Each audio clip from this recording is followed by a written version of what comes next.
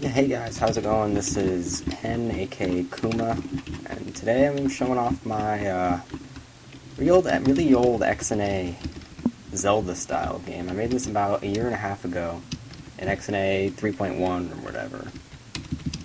And basically what I was going for was like a dungeon crawler just like Zelda, except with aspects like RPG aspects like Borderlands or something.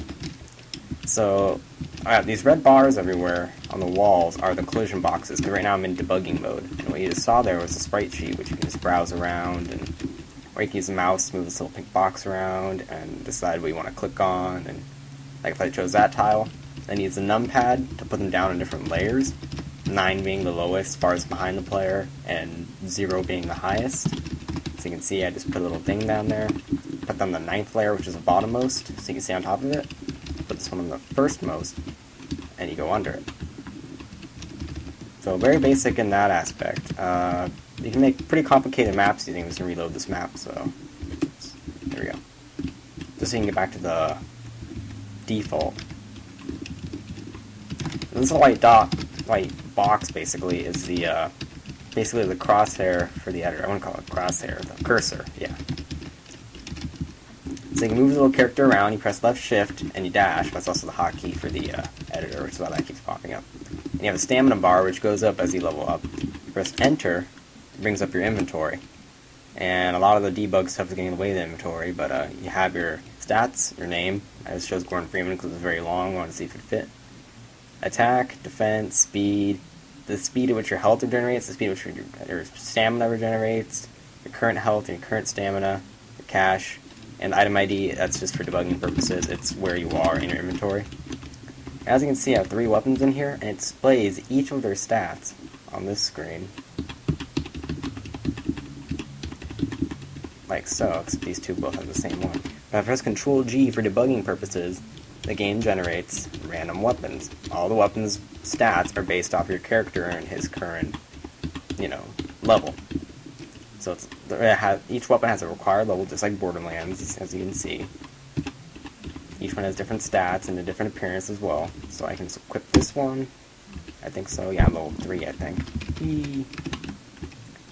Now you can run around. The red bar is your health, the yellow bar stamina, and the green bar is the health of your weapon. As you fight enemies, your weapon can break.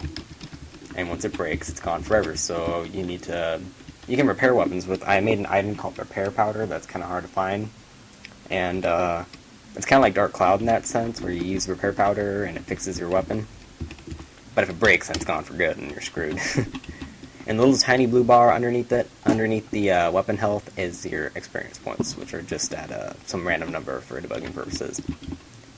If I press the home key right now, spawns an enemy. The enemy AI is very, very basic. I didn't get very far along in that was about the last thing I remember working on. Enemies follow you around, as you can see it hit me, and my little damage popped up as a number. Oh crap, I'm getting destroyed. And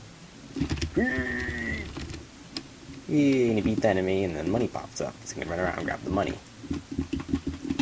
If you notice, the number idea totally came from Borderlands. That is straight from Borderlands, pretty much. And then you pick up the money, and you can go between levels using those little purple areas.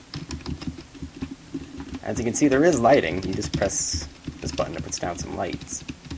And you can change the ambient light level of the room. The room above us had a maximum ambient light level. This one has the lowest possible. That's hard lighting.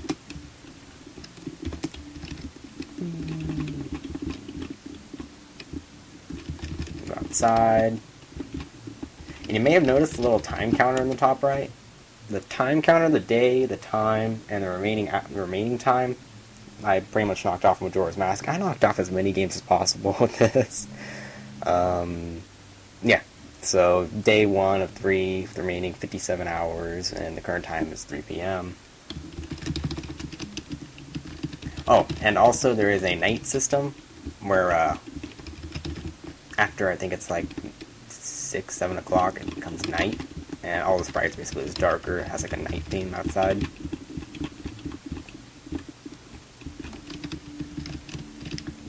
I didn't get very far into this project. Once I got into making resources, for instance, enemy sprites, it got really complicated, and I'd end up sitting there taking too much time to design sprites. As you can see, I just took the Minish Cap sprite for Link, because I didn't feel like designing a whole character, which takes a very long time.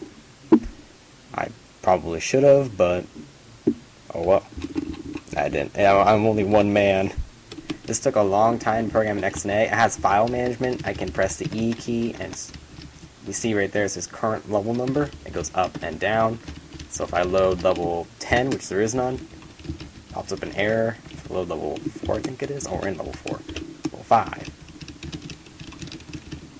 As you can see, it's a tower. I kind of copied the tower from Majora's Mask. I'm coming through this bottom door. And yeah. I didn't get around to making enemy spawners yet, just because that's kind of complicated. Oops, broke my weapon.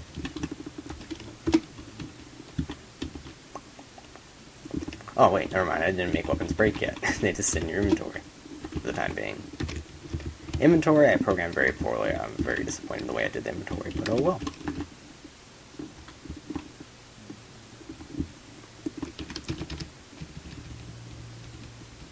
So, yeah, that's pretty much my game.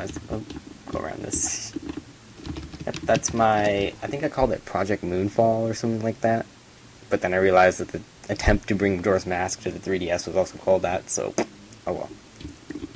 So yeah, I might be posting some XNA tutorials in the future. It depends if I get around to it. I'm on edge about doing Unity or not. I'm wondering about sticking with XNA because 3D is just so goddamn hard. So yep, that's pretty much it. This is Penn, aka Kuma, signing off.